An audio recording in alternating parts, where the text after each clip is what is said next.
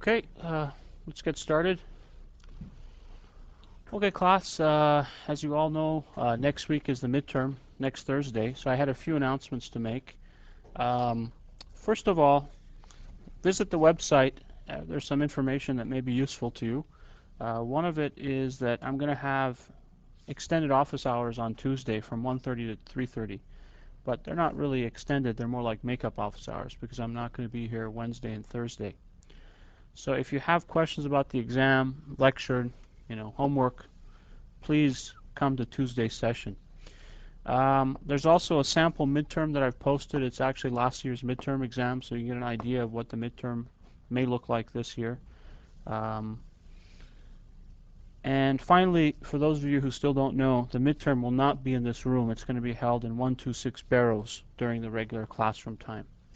Okay? And that's all on the website. Okay, questions or comments? And basically, today's lecture is the last lecture for the midterm, so you're responsible for all the material, including today. The next lecture, what I'll do is I'll go through the sample midterm with you guys, and maybe if there's time for some more sample problems we can solve together, and then you'll have the midterm. Okay? All right, so if you remember last lecture,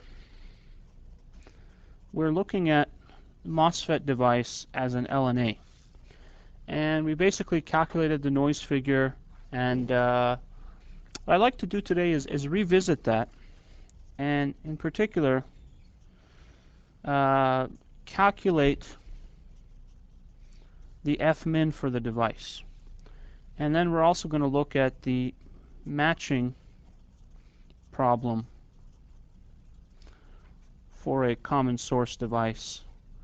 And then the solution will be to use inductive degeneration. So we'll spend quite a bit of time talking about an inductively degenerated MOS amplifier. Okay? So let's recap the calculation of the noise figure. So if I draw the simplified equivalent circuit, we're going to include the drain noise, CGS, let's call this V pi, GM V pi. This is our gate, which generates a noise. And then finally we have our noise source and our source resistance. Okay? And I'd like to just recalculate the noise figure of this, making the observation that the output current, let's say I out, is some capital GM of the source voltage. Okay? So I want to calculate that capital GM. Now this is pretty easy to do. If you look at the input of the transistor, a voltage source will generate a current, so I can say that IN is Vs divided by the total resistance in this loop, which is Rs plus Rg plus 1 over j omega CGS. And basically the output current is Gm V pi, which is Gm over j omega CGS, which is omega t over omega times minus j, times this V pi that we just calculated, which is j omega CGS, 1 plus j omega CGS, Rs plus Rg, times Vs. Okay? So we see this term goes away. And if I assume that I'm at frequencies which are sufficiently high, then this term will dominate over this term 1. And so I'll get Gm over j omega CGS Rs plus Rg Vs. And of course you recognize Gm over CGS as the omega t of the device. So this is minus j omega t over omega 1 over Rs plus Rg times Vs. Okay? So this is the current gain of the device, or the transconductance of the device. Basically a voltage on this side produces a current on this side by capital Gm. So it's interesting to see at high frequencies the Gm of the transistor effectively is a ratio of omega t to omega times basically 1 over the source resistance, assuming Rs is bigger than Rg. Okay. Now this way of thinking is going to come in handy later on. And in fact, you can see that it allows us to very quickly calculate the output noise, the total output noise. Total output noise, therefore, is just GM squared Vs plus Vgate plus, if I go back and look here, total output noise is this drain noise plus the current gain, which we've already included. And so this is the drain noise squared. Okay. Any questions? Good. All right, so from this expression I can calculate the noise figure. The noise figure is the total drain current divided by the drain current just due to Rs, which is just this first term here. So that gives me 1 plus Vg squared Vs squared plus I drain squared Gm squared Vs squared. Okay. And just as before, we now substitute 4kTb Rg here, 4kTb Rs here. For the drain noise current, I substitute gamma over alpha Gm. For Gm squared, I substitute basically Rs, 1 over Rs plus Rg, omega over omega t squared. I'm interested in the magnitude, so that goes away. And on the denominator, I have Rs. Okay. Any questions? Okay, now you can see that there's some simplification in order here. In particular, let's assume that Rs is bigger than Rg. Otherwise, we'd have a terrible noise figure, right? So let's assume that we're at least a factor of 5 or 10 bigger than Rg, because we don't want this term to contribute to the noise figure. And so then we have f is 1 plus Rg over Rs, gamma over alpha. Gm, here I have Rs squared, here I have Rs, so I just get Rs, omega over omega t squared. And this is the same expression that we derived last lecture. Okay. Now the question is, first of all, how accurate is this calculation? You know, can anyone think of something we've neglected, something important that we've neglected in this calculation? C mu, that's true. We really have neglected C mu. And there's a good reason why we've neglected C mu. The reason is that it just would make everything messy. Want nice, clean results. No, more seriously, we're going to cascode the device. So later on, when we cascode it, C mu will have a minor role to play. Okay. Otherwise, we definitely would have to include it. Anything else that we've neglected? Source resistance? Oh, you mean the resistance down here? Yeah, that's true. We have neglected that, and that may be important in certain applications. Usually, we like the device to be fairly big for the LNA, so the source resistance won't be too large, but certainly something that we could include in the calculation. Good midterm problem. Okay. Anything else? So something should be screaming at you, right? The gate-induced noise, right? We kept making a big deal about the gate-induced noise and the fact that it's correlated to the drain noise. And for the past couple lectures, I've just been ignoring it, okay? So the reason I can ignore the gate-induced noise is the following. It's actually a very nice, convenient thing that happens. So if I were to include the gate-induced noise, all I would have to do is say Rg has several components. It has a channel resistance, induced channel resistance, plus, let's say, some poly resistance, right? So I've actually carried along this gate-induced noise with me, but I've ignored the fact that it's correlated, right? That's what should be bothering you. Now, if you look in a textbook on the gate-induced noise, especially in Tom Lee's book, they mention that you can represent the gate-induced noise as either a current or a voltage. And if you represent it as a voltage, then what the value of this gate-induced noise is 4kT delta times the intrinsic, let's say, channel resistance. Okay? And the channel resistance is 1 over 5 GM. Okay? And this factor delta is approximately 2 times gamma. Okay? Approximately. So 4/3 for a long channel device. Well, the problem with this formulation is that this noise is correlated to the drain noise. So this is GMV pi, and then we have our drain noise. And all the calculations that we've done up to now are invalid because we neglected that correlation. Okay? Any questions up to here? Now the nice thing is that if, on the other hand, you assume that this resistance is a white noise of just 4 kT R channel,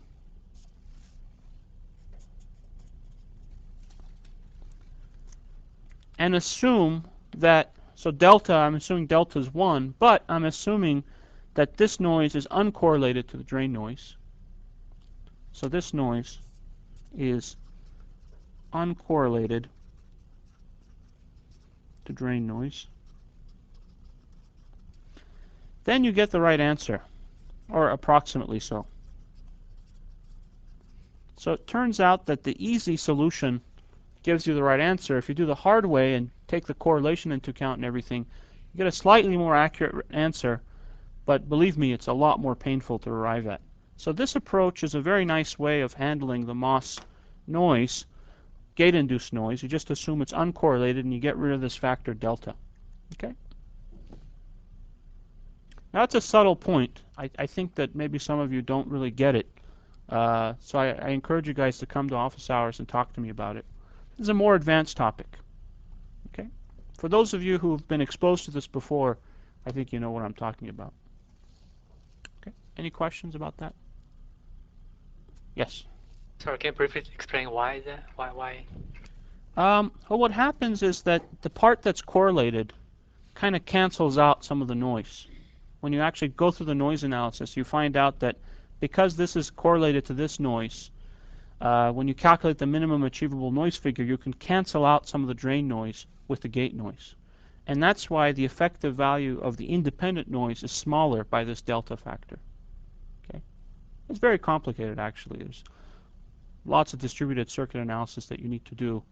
There's actually papers written on this. This model is known as the Papajewski model. I'm mispronouncing the name.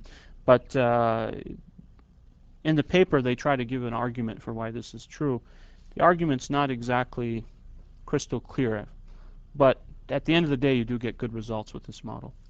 Doesn't the argument depend on the topology of the topology, because you get different gains from the channel to the... Okay, so the question, I'll repeat the question, is doesn't this argument rely on the topology of the transistor?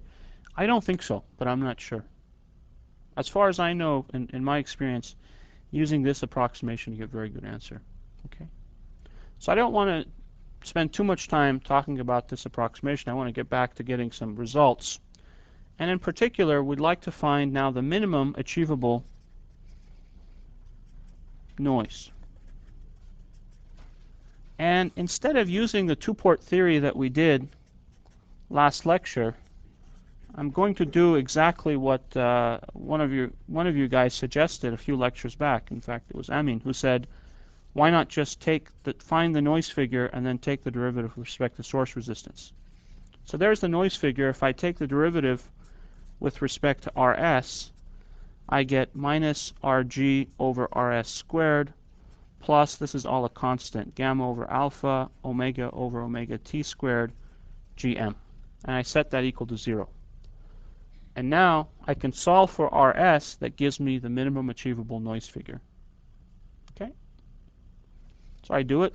Piece of cake. Wish they were always so easy.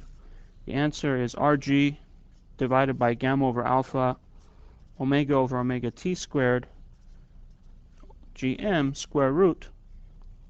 And this is really Rs opt. And I can write this as omega t over omega. I can take this out of the square root, and the rest remains. Okay. And now I just substitute this into F to find F min. So F min is 1 plus Rg divided by this.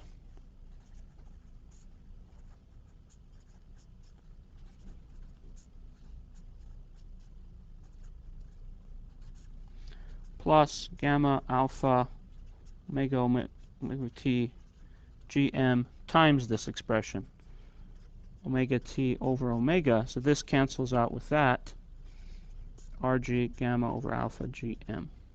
Okay? And if you stare at this expression for a while, you realize that these two terms are actually equal. Right?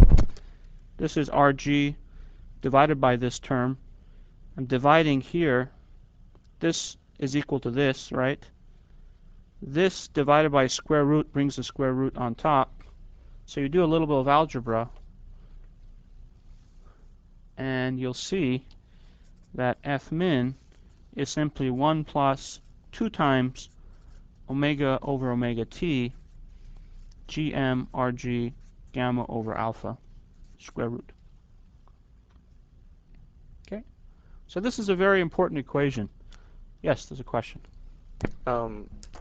You're solving for, I don't think this works. Well, It you're works. solving for R opt, Mm-hmm. RS opt.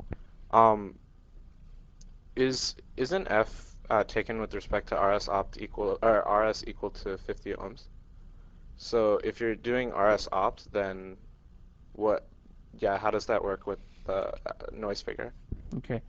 So noise figure is a function of source resistance, right? Now usually for a system, when we measure it, we like to measure it with a 50 ohm source as a standard. But not all systems work with 50 ohms, right? If you're in a communication system, you use 50 ohms. If you're in a, let's say, low frequency system, you may prefer to use kilo ohms for your source resistance, right? So the concept of noise figure strictly doesn't depend on source resistance, right? It just, as a concept, noise figure tells me how much is my signal noise ratio deteriorating as I go through a block, right? And it's independent of source resistance. Now in practice, of course, we can't live with an arbitrary source resistance. We usually are given a source resistance. It's like the antenna impedance or the filter that's driving our amplifier's impedance. But we can use impedance matching to transform it to some more optimal value. So here we're saying, what's the best source resistance to drive this amplifier? That would give us the minimum noise figure. Okay? And if you interpret this equation, actually, you see that my minimum noise figure is 1 plus, you always have 1, that's the source noise, and then plus this term, which is the noise due to the gate resistance, plus this term, which is the noise due to the drain current. And they're equal, which tells me the optimal condition occurs when the amount of noise contributed from the gate is equal to the amount of noise generated from the drain. So it's an interesting observation. Okay? Let's take an example and plug in some numbers. Okay? So let me take a process that has a 75 gigahertz FT. Right? That would be something like a 0.13 micron process. And let's say we're building a wireless LAN system around 5 gigahertz, right? And let's say experimentally we know that gamma of alpha is about 2. All right? So let's plug into this equation and find out what the minimum noise figure is. Well, the minimum noise figure depends on GM and it depends on RG. And remember, RG has two components. It has the channel component and then there's the polymaterial component. And last lecture we talked about how we could properly lay out the device with multiple fingers to minimize this contribution, the poly contribution. So let's say I really made this small, it's less than an ohm, and so I'm going to neglect it. That's something I have control over by just changing the layout of the device. The channel resistance, though, depends on how I bias my device. It's 1/5, 1 over GM. Okay? And let me just say that I'd like this term to be about 5 ohms. Okay? I just picked 5 ohms, right? I want it to be smaller than RS because I know that if I go back to the original equation for F, this term contributes to the noise figure as RG over RS. So at 5 ohms, it's 10 times smaller than RS, so it should contribute very little to the noise figure. Okay? Now, given that, I can solve for GM. So I want a GM of 1 over 25, amps per volt, or about 40 milliamps per volt. Okay. And let me also observe that GM is 2 times IDS over VGS minus VT. So if I know VGS minus VT, I can also solve for IDS. So let me assume VGS minus VT, just to put a number in here, is 200 millivolts. And that gives me an IDS of 4 milliamps. Okay? So already you can see that in order to get the channel resistance to be small, I have to actually bias the device with substantial amount of current. All right? But 4 milliamps is reasonable. It's not low power, but for many applications it could be acceptable. All right? So now I know GM. I know RG. I know this, so I can calculate F min. So let's do it.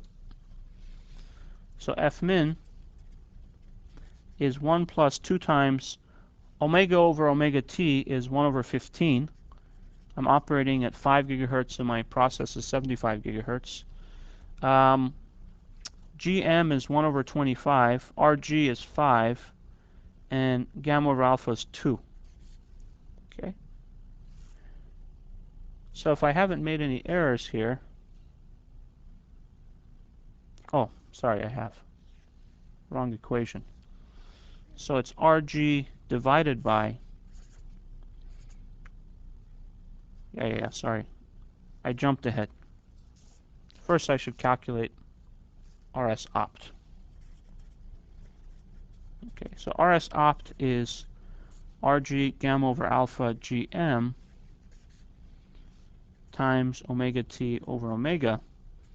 So substituting RG is 5 ohms, gamma over alpha is 2, GM is 1 over 25, and omega t over omega is 15. So I get about 119 ohms for RS opt. Okay. Questions? Yes. F min equation earlier, over which frequency does that equation hold? From DC to omega t, or? Yeah, certainly not till omega t, right? Also, probably, if I had to give a conservative estimate, I would say omega t over 10, right? But you can probably use it up to omega t over 2, and it's reasonably valid. Okay? Doesn't omega t depend on GM? It does, yeah. Usually when you put the device in strong inversion, so we're making some simplifying assumptions here. Yeah. Okay, any other questions? Okay, well, what's interesting is if we calculate F min, which I was doing before, and somebody with a calculator should help me out here. So this is 2 divided by 15. GM is 1 over 25. RG is 5. And gamma of alpha is 2. So it's square root of, so it's roughly 3/5 here.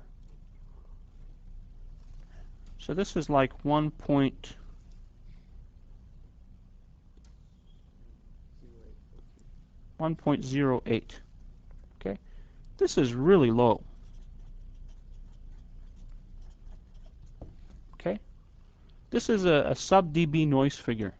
Okay, if you calculate this in dB, I think it's like should be about half a dB or less. Okay, he has an ancient calculator with no log on it. Okay, so the point is that this is really phenomenal.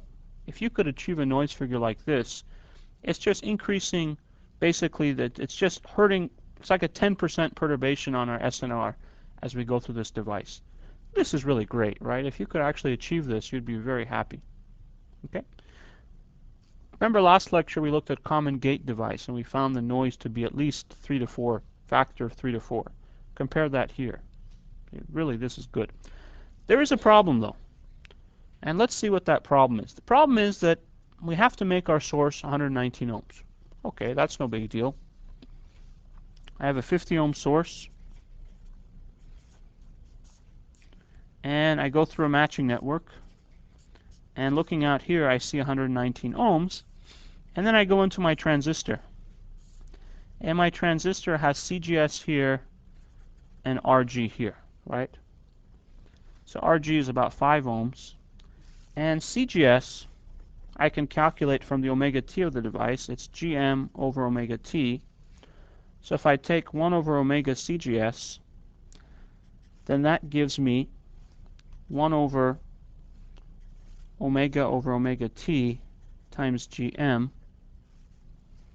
which is 1 over 1/15 times 1/25, which is about 375 ohms. Okay. So this is minus J 375 ohms. So you can see that there's actually a pretty bad power match, right?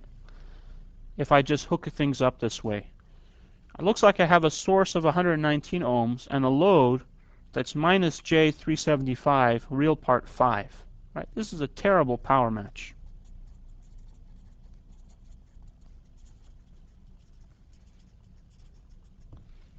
In fact, there's several reasons why it's not practical. First of all, you don't hook up the input directly to the antenna. You usually go through a filter. And that filter needs to be terminated with 50 ohms in order to work. What does the filter see? Well, the filter sees this impedance transformed down by the ratio of 119 over 50, which is about 2.4-ish. So looking into here, I see about 157 ohms, but minus J, capacitive. And of course, I'm assuming this is an ideal matching network that just transforms anything you give it. In reality, we know that the matching networks we design are used to match real impedances, right? So this is really an imaginary kind of calculation. But the point is that you're not seeing a power match. And so your filter is going to have more additional insertion loss, and you're going to lose a lot of signal because of this. So let's call this option 1. Okay, we get a great noise figure.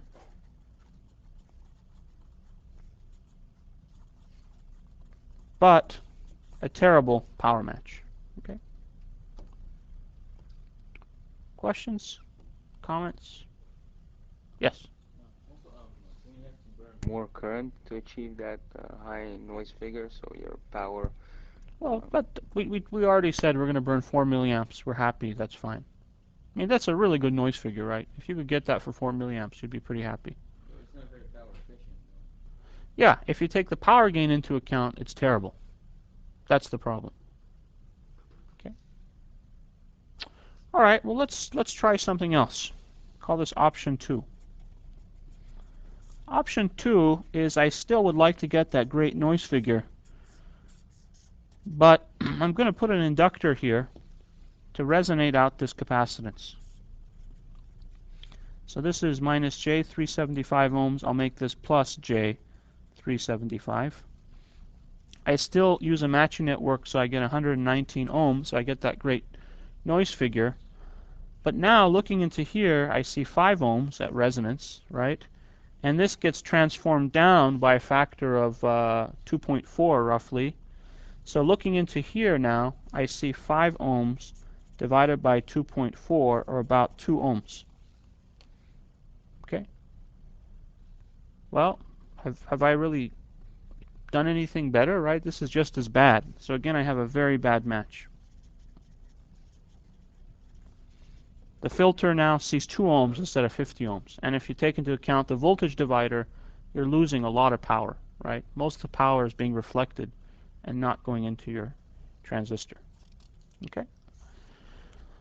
Okay, well, let's not give up yet. Let's try something else. Let's try, instead of using a series resonant circuit, let's do a shunt resonant circuit. So I put an inductor in shunt with my transistor,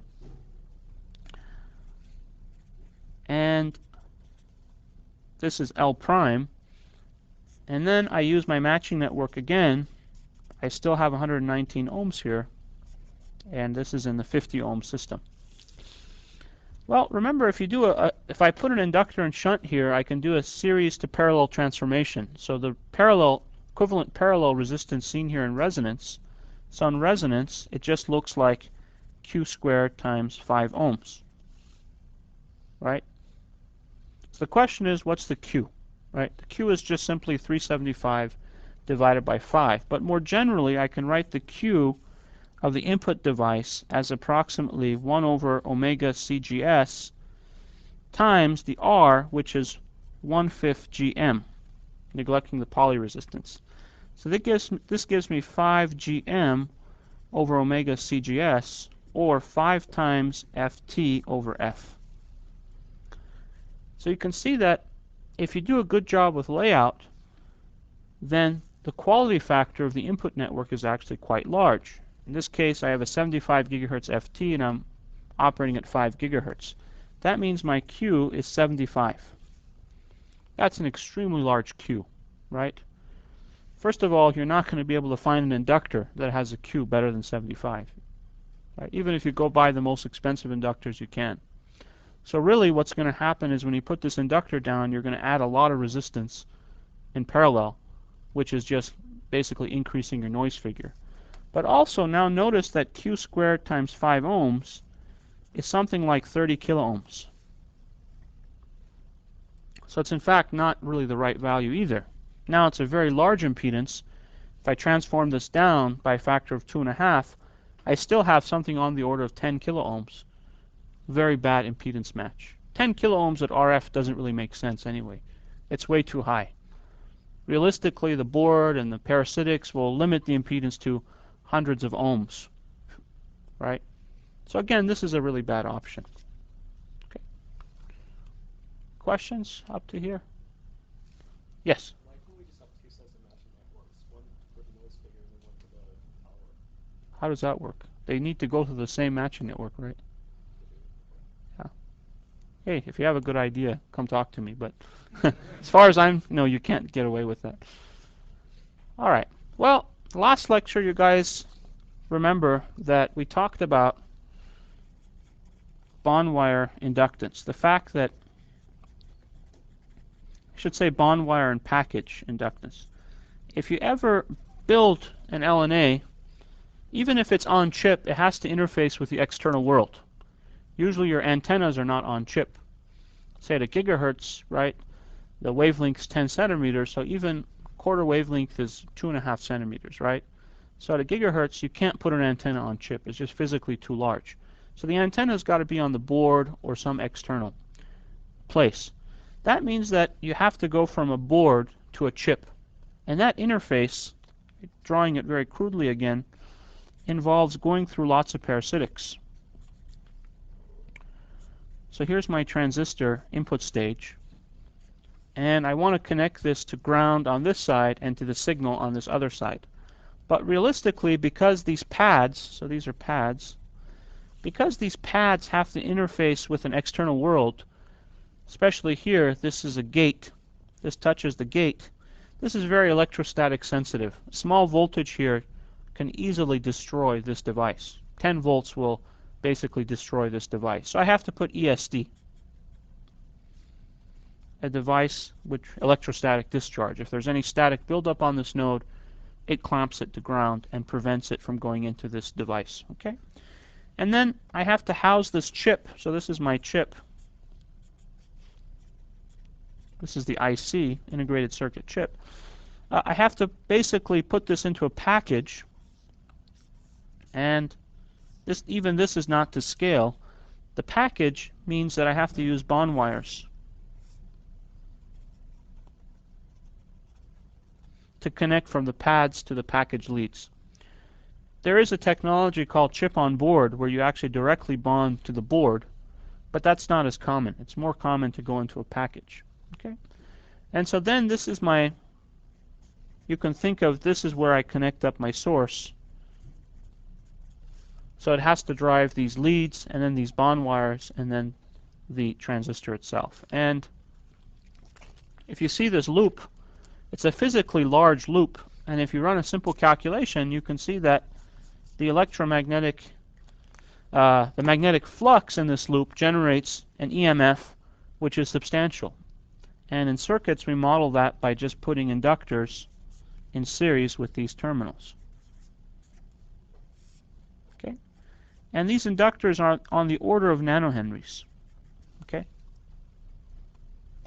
Now, there's lots of packaging technology to try to reduce these inductors. But at the end of the day, you're going to end up with, at best, hundreds of picohenries up to tens of nanohenries if you're in a really large package. Okay? So somebody clever realized that, hey, this is actually a good thing. I can absorb these inductors into my circuit and make my circuit better. So let's see how that's done. Okay? That's a question. But before that, can I ask a question about option 2 and option 3? Sure. Can you combine option and option 3 by insert a small series inductor with capacitor and then put a big inductor in parallel? Yeah, so basically you could do a multi-stage, right? So over here, I can have another matching network to try to match this up, right? So this is 5 ohms, and then I have another matching network to get to 50 ohms. But the problem is that all these components are in front of your amplifier, and any insertion loss adds dB for dB to your noise figure. So all of a sudden you have this complicated matching network, and instead of getting a noise figure of 1 dB, you're going to get a noise figure of 5 dB. Okay, I'm exaggerating, but it's gonna hurt you. I think the problem in option 3 would be the capacitor so big that you want a high Q for the compensation. Then put a small inductor with series with those to reduce the capacitance. Then use option number 2 where I put the inductor in parallel with it.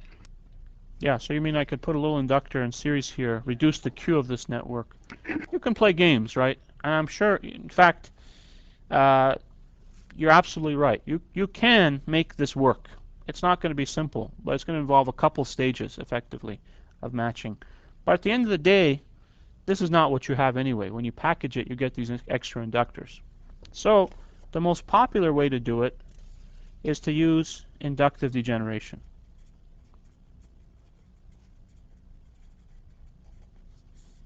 Okay. And the idea behind inductive degeneration is, let me just calculate. This is my voltage source. Let's call this LS CGS. This is GM V pi, or this is V pi. Let me just calculate the input impedance seen by this voltage source. Okay? So to do that, I can just write one loop equation. I'm going to go around this loop. And I could say that Vx is equal to Ix times 1 over j omega CGS plus Ix plus Gm V pi, and V pi is basically, again, Ix times 1 over j omega CGS, all times j omega Ls. Okay? And if I collect terms here, I have Ix 1 over j omega CGS plus j omega Ls. That's the second term here. And then the third term, you'll notice that the imaginary parts cancel out. J omega on the numerator, j omega on the denominator, they cancel out, and I get Gm Ls over CGS as a real impedance. So this is a real resistance. Now this is neat because there's no resistors in the circuit, right? Everything's basically L's and C's and this transconductor, and this feedback actually synthesizes a real resistance for me. Okay? Now that's really nice. That was the big problem with the MOS device, in that its input impedance had a very small real component. Now we can see that we can synthesize a large real component by just using the inductive degeneration that's there anyway, right? That's part of the package parasitics anyway. Okay? So in other words, the equivalent circuit, so Rx, which is Vx over Ix, is an inductor in series with a capacitor in series with a resistor of value omega t times Ls. Okay? So the equivalent circuit looks like this.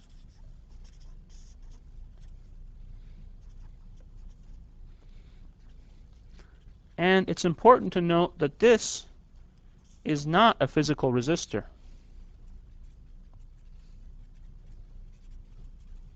And so it does not generate noise.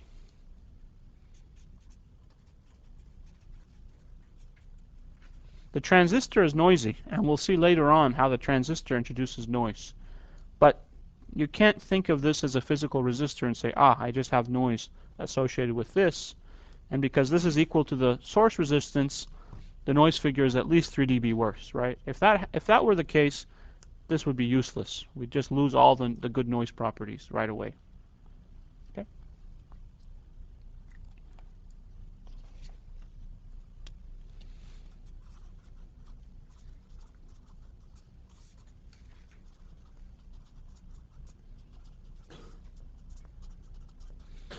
Any questions? Yes, Debo. So, like, because this LS is not a physical, you are not putting it separately, it's just a part of the bond wire. So while designing the circuit, how do you get an estimate of what will be LS? Okay, that's a more complicated question. Usually you have to actually run electromagnetic simulation or do some simple calculations to figure out how big LS is. Because it really depends on the package size, the die size, the length of the bond wires, how bent they are. In fact, you can even go in with a screwdriver and play with that bond wire and change its value of the inductance. In many designs, you'll need more than a nanohenry to degenerate. You might need 3 nanohenries, in which case you absorb 1 nanohenry from the bond wire, and then externally you place enough inductance to get a match. Experimentally, you can try different inductors until you see a good input match. Okay. Other questions? Yes. Is this for both BJTs and MOS, or is this? Yeah, that's a great question. If you look at this equivalent circuit, it looks more or less the same for BJT and NMOS, right? Or PMOS for that matter. So this is really kind of a universal idea, and it's used for both bipolars and for MOS amplifiers.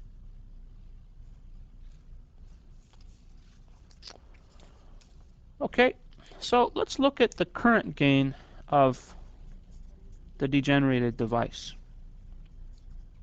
Call this I out. Let me just calculate the current gain that I would see. And what I'd like to do is now form a full resonance. So coming back here, you know, this does not necessarily resonate at the frequency of interest, right? So I could just add some inductance in series here, call this LG, and now move the resonance frequency, make this resonate at omega naught. Okay, so let me calculate the current gain under those conditions. So this is LG, this is LS, and then I hook up RS here, and this is VS. And I want to find the current gain of this circuit. Okay, so notice that by placing LG here, I've actually put my circuit in resonance, right? So the input current, IS, is simply Vs over 2 times Rs.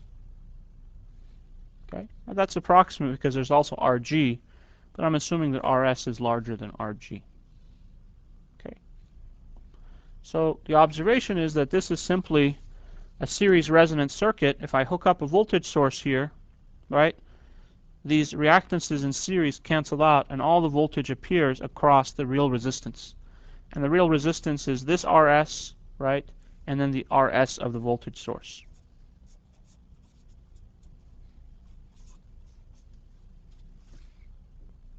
Okay. And the output is simply the drain current, which is Gm times V pi. And V pi in this case is 1 over j omega CGS times IS.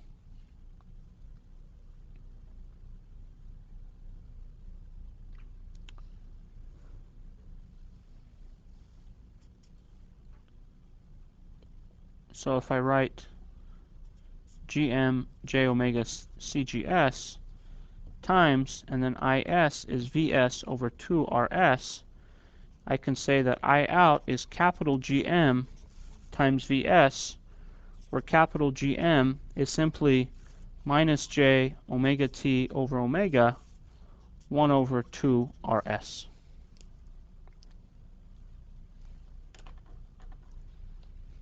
Okay.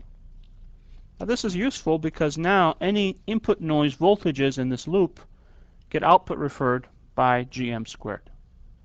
Okay. So if I do a noise calculation, so let's start to look at the noise of the inductively degenerated MOS LNA.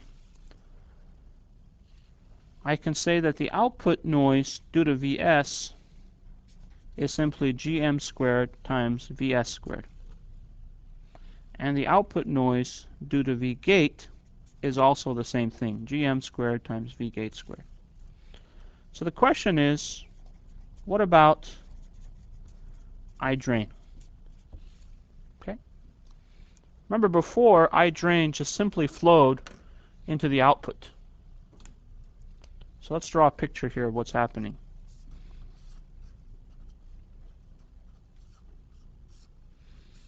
So if I look at this current, and I'm just concerned with this current source, the drain noise, then by superposition, of course, I can set all the other noises to 0 and just focus on this noise source. Okay? So this is CGS. This is LS. Now it seems like this noise source just flows straight into the output, just like a common source device. But you can't neglect the contribution of this transconductance, because this current source will partly will flow into here and partly flow into here, right? There's a current divider. Division depends on the impedance seen in this branch relative to this branch. So the part that goes through here generates a voltage, right, which activates VGS, which activates this transconductance, which generates a noise. Now at this point it's not clear if that noise is going to be in phase or out of phase with this original current. But a little bit of more careful thought shows that if we assume that initially this current is going down, okay, and if that current flows here, it generates a negative VGS, right? And that would produce a current perhaps of opposite phase, which means that not the entire I drain will not flow to the output. Some of it will actually flow into this GM generator. Okay? Questions or comments? Yes?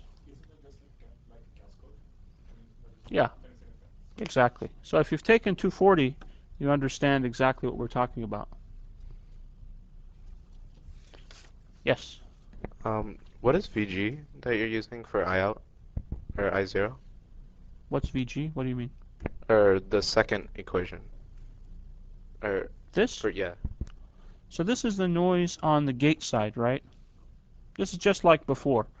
There's a current gain. So if I come back here, if I have a noise source in this loop, it generates an output current, which is Gm squared times the voltage, right?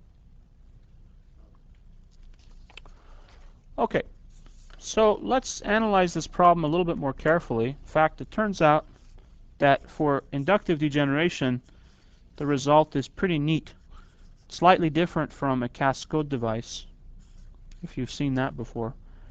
Incidentally here, who has not taken 240 in this class? Okay. Oh, that's right. You have it for your homework. Great.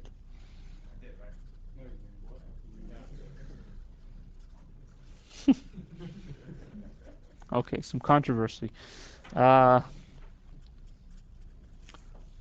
pay attention. This will also help you on your homework, because you're going to do a similar analysis in your homework. All right. So what I'd like to do is calculate V pi for this circuit. And I've set all sources 0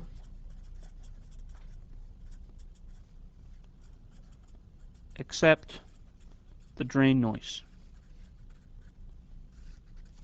Okay? And for this analysis, instead of assuming this is a noise power, we actually assume it's a real signal and keep track of its phase, because phase is important here. All right?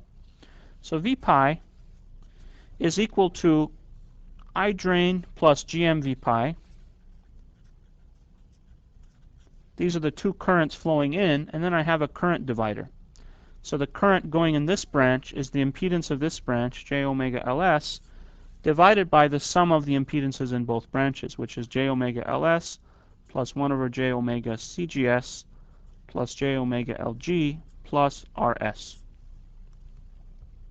Okay? And this is basically the current that goes in times basically, let me make sure I got this right. So this is the current that goes here. Yeah, times 1 over j omega cgs produces a voltage V pi. Thank you. And there's a minus sign here, because this is inverted. Okay? Now there's some nice simplification that goes on. Well, this cancels out with this. That's okay. What about here? What is this and resonance? No, it's just RS, right? Because all these reactances just sum to 0 at resonance. And so you're just left with this term.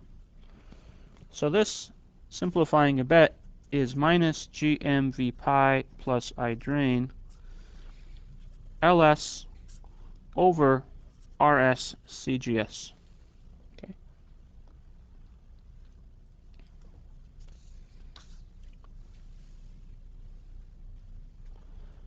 And so let me solve here for V pi. So this is also V pi. So I have V pi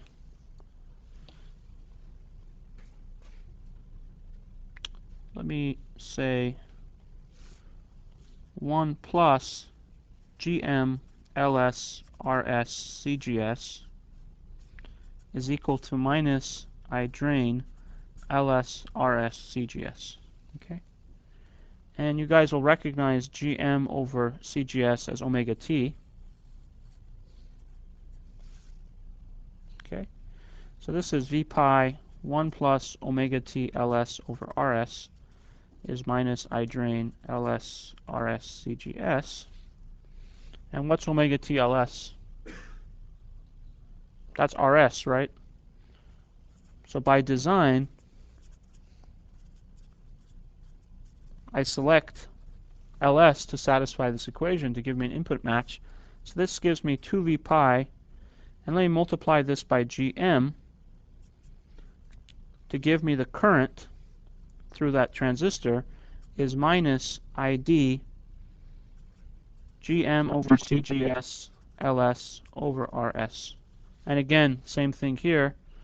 This is omega t LS, which is equal to RS, so this is just minus I drain. So the interesting thing is that GMV pi is half of I drain.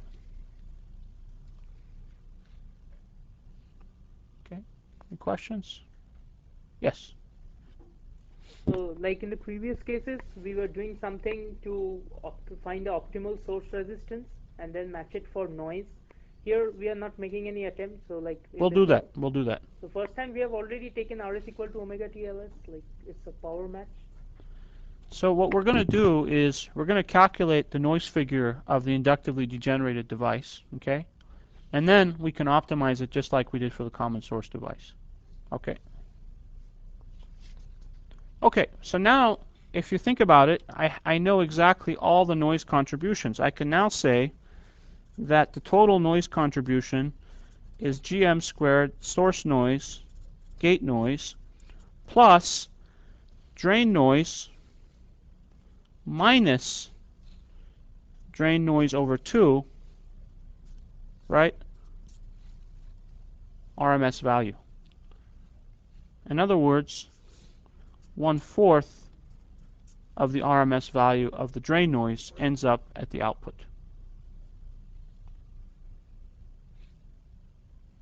Okay, questions? Remember, the important point is that this current that comes back at you is correlated, perfectly correlated with this. And so they actually cancel each other out. They don't cancel completely, but it reduces the noise contribution. Okay, so now let's figure out the noise figure. F is, again, just like before, 1 plus gate noise, source noise, plus 1/4 drain noise divided by GM squared source noise. Okay, and again, we substitute. This is RG over RS. This is gamma over alpha times GM.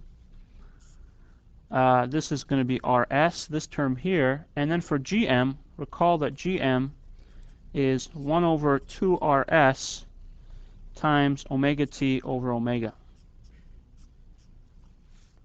So if I square GM, I get omega t over omega squared, 1 over 4 RS squared. So here I substitute omega t over omega squared, 1 over 4 RS squared. And guess what? This 4 cancels out with this 4. And I end up with the same exact expression as for the undegenerated MOS amplifier.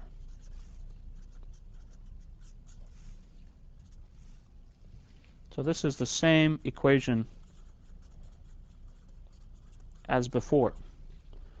In other words, we got lucky. The fact that we degenerated our device produced a real input impedance, which is very convenient for matching, and it didn't increase the noise. Okay, that means that the F-min of the device is exactly the same as before. So to answer your question, we don't need to redo the calculations. It's all the same. Yes? How can I find the polarity of RP is in this direction? Maybe it's random, can be in this direction and increase the noise. Yeah, that's a good question. So let me go back and answer that question. So I'll repeat the question. The question is, how did you know that the noise was going to cancel it out? Why doesn't it add? Isn't the polarity random, right? The idea is that if I have one noise source here, right? And I'm interested in knowing the total noise drawn into my load, okay?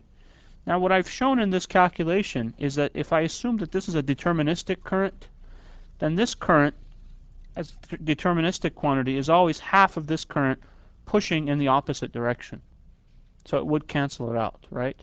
So now if I'm interested in the statistics of this signal, I know that no matter what, at any instant of time, whatever this current is completely correlated with this current, and it's in the opposite direction. Does that make sense? Yeah. Don't worry about it. Take 126. Okay. So we're assuming that the noise is white, right? So it takes some finite time for the electron from ID to travel through the gate, and by the time it takes it back in effect, the current generated it should be uncorrelated to what ID is going to be. Yeah. Actually, you're right. In a real transistor, the GM has a phase shift, right? Nothing in nature happens instantly. So there will be a slight decorrelation, and so instead of being 1/4, it's going to be slightly different. But for all practical purposes, at say ft over 10, ft over 5, the phase shift is very small. But it's actually a great question, and we'll see this actually happening when we look at a cascode device. That phase shift is important. Okay. Now it turns out that I guess there'll be more. I'll hold off on that comment until we look at the cascode device. Okay. All right. So let me kind of summarize what we have so far. So the summary is that if I take a transistor, inductively degenerate it, add a gate resistance, then I can make the real part of Zin equal to omega t Ls, and I could set that equal to Rs.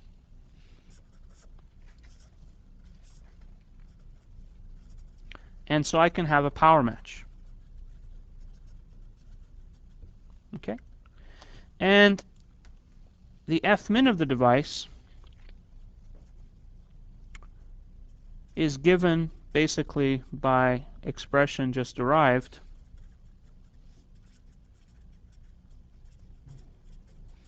The important point is it's the same as the undegenerated MOS amplifier.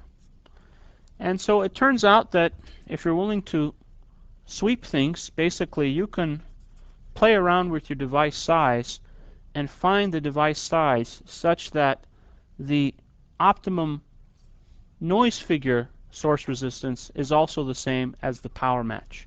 So this allows you to achieve a power and a noise match. Okay. Now I'm not going to go through all the equations. You can do it analytically. It gets a little bit complicated. In the textbook, they go through a couple of design procedures: power constrained design versus power unconstrained design. The important point to take away, though, is that this degeneration allows you to achieve both Fmin and a good power match. Okay. Now, if you go back, if you actually now try to design one of these amplifiers, as I've shown here, let's say just driving a load, you'll find that it's actually quite a nightmare, because any real device has CMU, right? And CMU makes our device bilateral. And if I try to use a tuning network at the output to tune out the capacitance here, any change in the output load makes a change in the input load, and it gets very, very ugly. So almost everybody uses a Cascode device. So again, same architecture, inductively degenerated.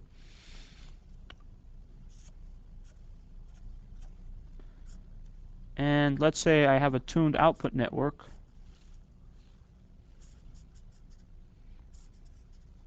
And this RL is either the next stage or it's the actual load. And I can also impedance match this, of course, to be the optimum load impedance. So this device is almost unilateral, and so it's easy to match both the input and the output for gain. Okay. So the question is, what about the noise of this Cascode device? Is this going to introduce more noise into our, LNA, right? We worked so hard to make this a low noise device. Now we put another transistor there, and it has the potential of messing things up. Okay. Now, again, if you're naive about it, you would say, well, this has some drain noise, and that's going to get dumped into the output. So effectively, it looks like I'm going to be doing really bad. I'm going to take maybe 1/4 of the noise of this device, but maybe all the noise of this device, and put that into the output. And I would get a terrible noise figure. Well, that's not true, because this device, just like this device, is degenerated, right?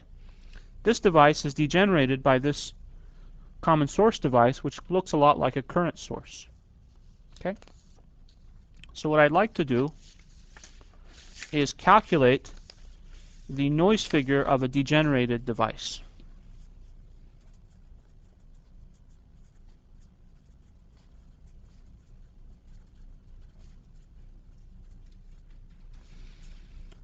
So this is RO, and I'd like to find basically the output noise of this device. Okay, and this calculation is very similar to what we just did for inductive degeneration. Okay, now this is basically our transistor in saturation. Okay, so let me draw the equivalent circuit here. We can very quickly analyze this problem because we've already seen it. This is the drain noise of the second device. This is I drain 2. This is GM V pi. This is V pi again. CGS. The gate is grounded, and I have a very large resistor here, RO. And in reality, I also have some cap. Okay. So let me assume that at low frequencies, all the current actually goes in this direction. Why is that? Well, because this is a very high output impedance, right? Let me assume that the output impedance here is much larger than the impedance here. Okay? Just a simplifying assumption. You guys can go home and do the full-blown analysis. In that case, V pi is GM V pi plus the drain current noise, these two noises, times 1 over j omega CGS. Okay? There is no current divider. All the current goes there. Okay?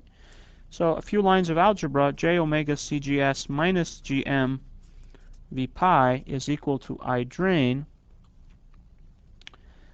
And I can now solve for V pi. GM V pi is GM divided by minus GM minus j omega CGS times I drain. Or if I divide numerator and denominator by GM, I get minus 1 minus j omega over omega t. Okay? And so this is approximately minus I drain at low frequencies. So what I've just shown you guys is that if frequency omega is much less than omega t, this term goes away, this is minus 1, and therefore almost all the noise of this device flows through this GM generator. So this device contributes nearly no noise at all. If the frequency is really lower than the omega t, then no current goes through CGS. All through goes. That's a good point. Yeah. There's another way to look at it which explains that condition, but let's stick for this for the moment. Okay. There's a couple of interesting points about this perspective. This tells you that at really high frequencies, right, the amount of current that goes here is not necessarily all the current. Some of it will go through this capacitor, right? And as current goes through this capacitor, the amount of cancellation is reduced because this current will flow back into your load. So at really high frequencies, we'd like to minimize the capacitance on this node in order to minimize the noise contribution for this device. Okay? So coming back to here, we see that the cascode contributes a little bit of noise. Let's say at moderate frequencies.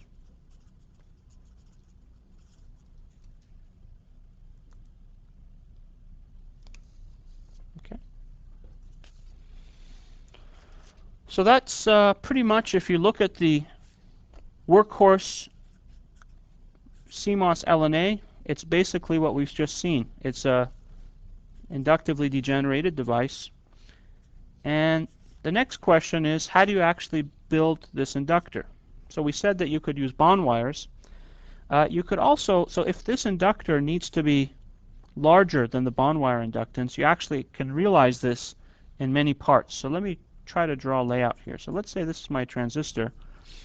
I can put part of LG on chip as a spiral inductor. Okay? LS and LG. And then this goes to a pad. And let me unfortunately have to draw over this. Then I have my bond wires. Let me draw it down here.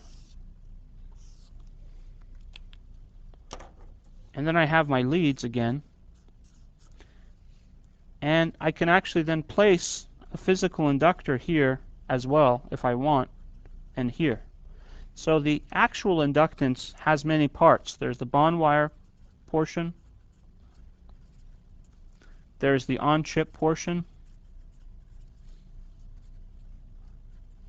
There's the package leads. And then there's maybe board inductors that we use. Okay. Now from a design manufacturing perspective, this may seem a little bit like a nightmare, right? Because these bond wires can vary, their lengths can vary. Traces on the board, the amount of inductance you pick up can vary depending on the board height, the distance to the ground plane. Essentially on the board, the traces look like transmission lines if you do it right. And so this topology requires a lot of fine-tuning in order to get the matching right. Another option is to build this amplifier differentially. So let's look at that and why that helps.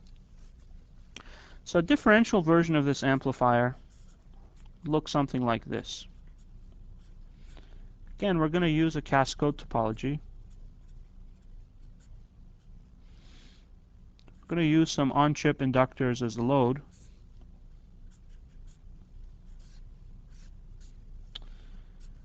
And I can use some on-chip inductors for the gate here.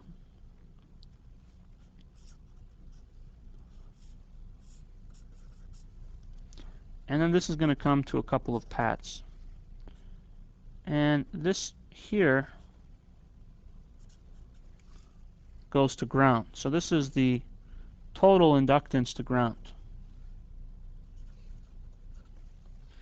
Now the nice thing about a differential version of the LNA is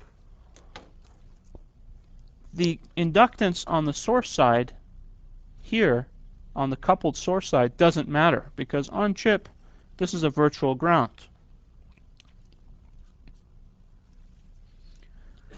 And if I want to degenerate these devices, I would actually just put physical inductors in the layout. So these would be on-chip inductors.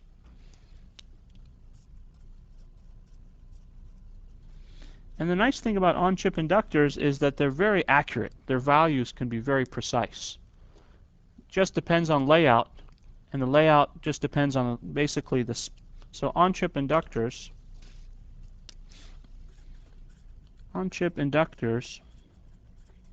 are usually spiral inductors, are very accurate. Let's say on the order of 3%. And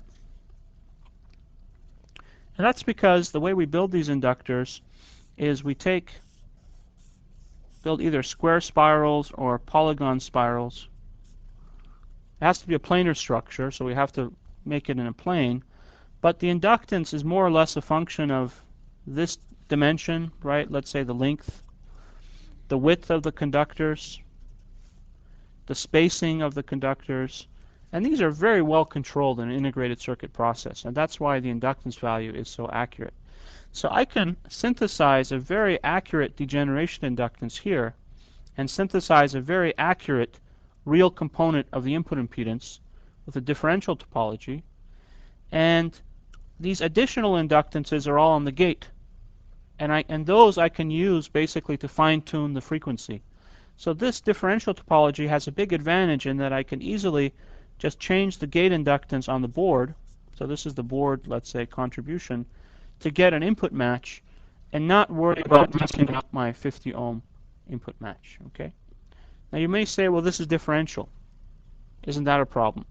A few years ago this was a problem, but nowadays it's actually fairly common to find filters that are differential. So if you're building a system, your antenna is usually single-ended, okay? Although that's not necessarily a requirement.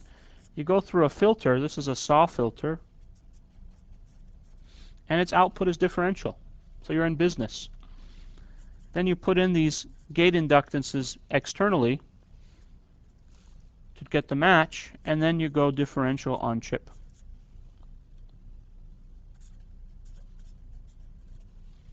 And the beauty is that now the path is very well controlled.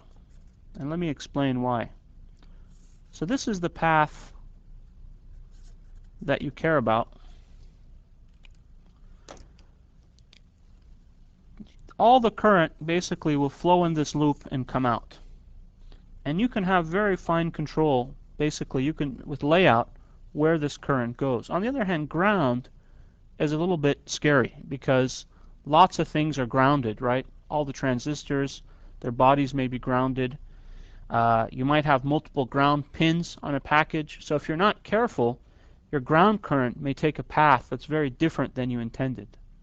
So in the case of a single-ended design, if you know what you're doing, you will carefully ground the input stage separately from everything else and make sure you control that path. But if you're not careful and you share that ground, you actually don't even know what path the return current is going to take. Okay, so that's the advantage of going differential.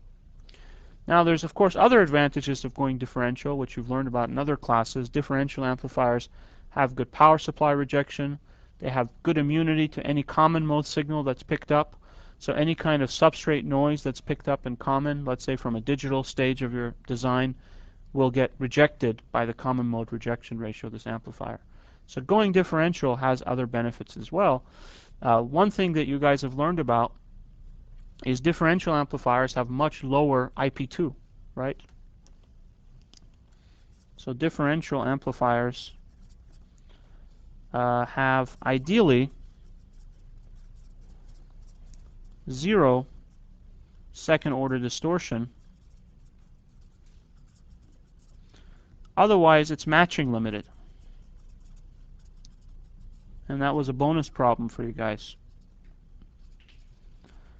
Nevertheless, if we make these transistors fairly large and we're careful about our layout, we can get pretty good matching and therefore very good IP2. Subramanian? Wouldn't you have to match the bond wires also now? Or is that not a problem? You'd have to place them right next to each other and be pretty careful. Yeah. It requires a balance, right? But at the end of the day, you can do a good job. And having a good IP2 means that this is very good for direct conversion, right? We haven't talked too much about architecture in this class, but we know a direct conversion receiver is one that takes a signal and converts it down to DC. We've also learned that any even order distortion generates DC. So if this amplifier has even order distortion, it will generate distortion right in band. And by making it differential, effectively we're making that distortion very small. Okay? Questions or comments? Okay.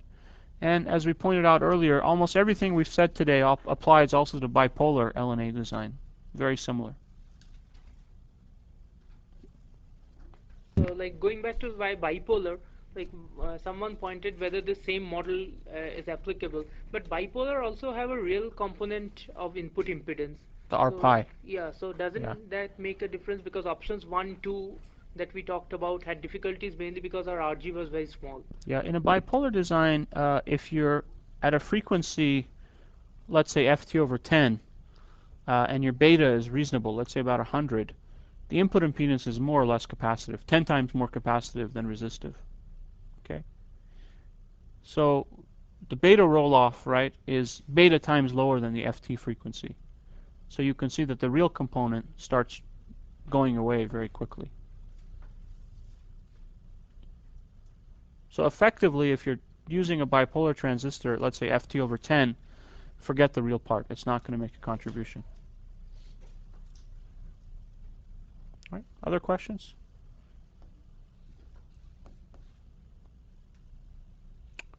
Okay. See you guys next week.